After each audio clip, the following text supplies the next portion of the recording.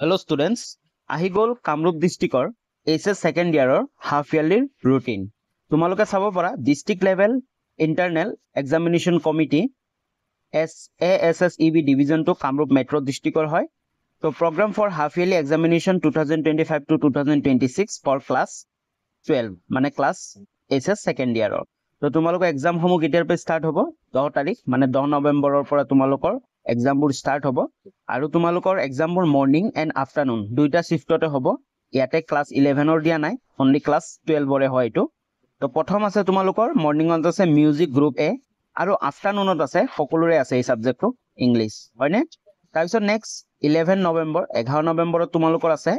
মৰ্নিংত fine arts geology and economic geography মনত ৰাখিবা এটো ইকোনমিক জিওগ্ৰাফি হয় ওকে বহুতে কনফিউজন হৈ যায় কিছুমান ইকোনমিক আৰু কিছুমানে জিওগ্ৰাফি বুলি ভাবি লয় কিন্তু এটো ইকোনমিক জিওগ্ৰাফি আৰু তোমালোকৰ আফটাৰনুনত আছে ফিজিক্স একাউন্টেন্সি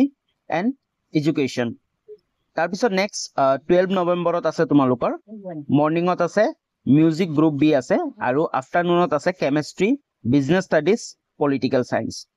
তাৰ পিছত 13 নৱেম্বৰ 13 নৱেম্বৰত আছে মৰ্নিংত আছে বিহু আৰু আফটাৰনুনত আছে বায়োলজি ইনসুৰেন্স এণ্ড হিষ্ট্ৰী তাৰপিছত 17 তাৰপিছত 13 পিছত 14 15 16 এই তিনি দিন তোমালোকৰ অফ আছে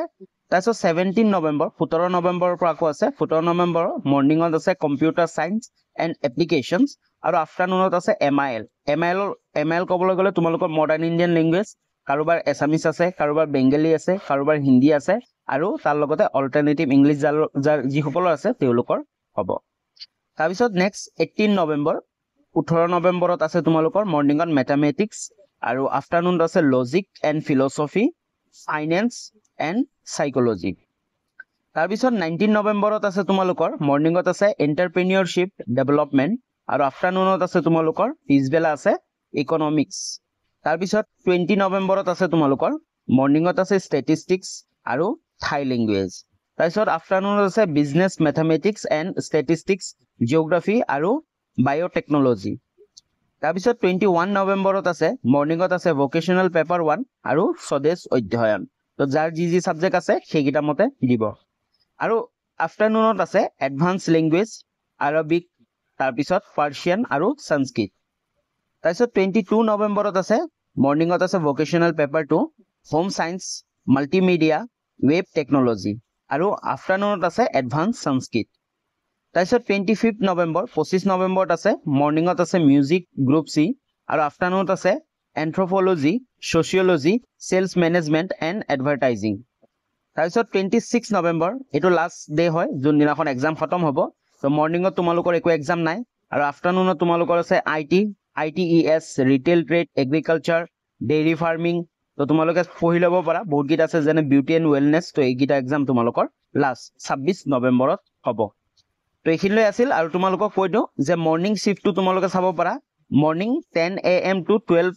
noon মানে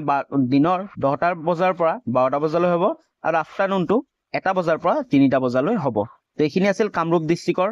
হাফ ইয়াৰলি এইচএছ সেকেন্ড ইয়াৰৰ সিলেবাস যিসকল ষ্টুডেণ্টে কামৰূপ ডিস্ট্ৰিক্টৰ পৰা চাই আছে সকলোৱে এটা কমেন্ট কৰি দিয়া আৰু তোমালোকক জনাই দিওঁ যে বৰ্তমানলৈকে যোনকেইটা ডিস্ট্ৰিক্টৰ এইচএছ সেকেন্ড ইয়াৰৰ হাফ ইয়াৰলি এক্সাম হৈ গৈছে প্ৰতিটো ডিস্ট্ৰিক্টৰে হৈ যোৱা এক্সামবোৰৰ কুৱেশ্যন পেপাৰবোৰ আমি দিবলৈ ট্ৰাই কৰি আছো তাৰ লগতে আমি উত্তৰবোৰ আলোচনা কৰোঁ তো তোমালোকৰ বহুখিনি সহায় কৰিব সেই কুৱেশ্যন পেপাৰ আৰু সেই ভিডিঅ'বোৰে তো তোমালোকে চেনেলটো সাবস্ক্ৰাইব কৰি ল'বা আৰু লগতে বেল আইকনটো প্ৰেছ কৰি অল কৰি ৰাখিবা আজিলৈ ইমানখিনি আছিল পুনৰ লগ পাম নতুন এটা ভিডিঅ' লৈ তেতিয়ালৈ বাই বাই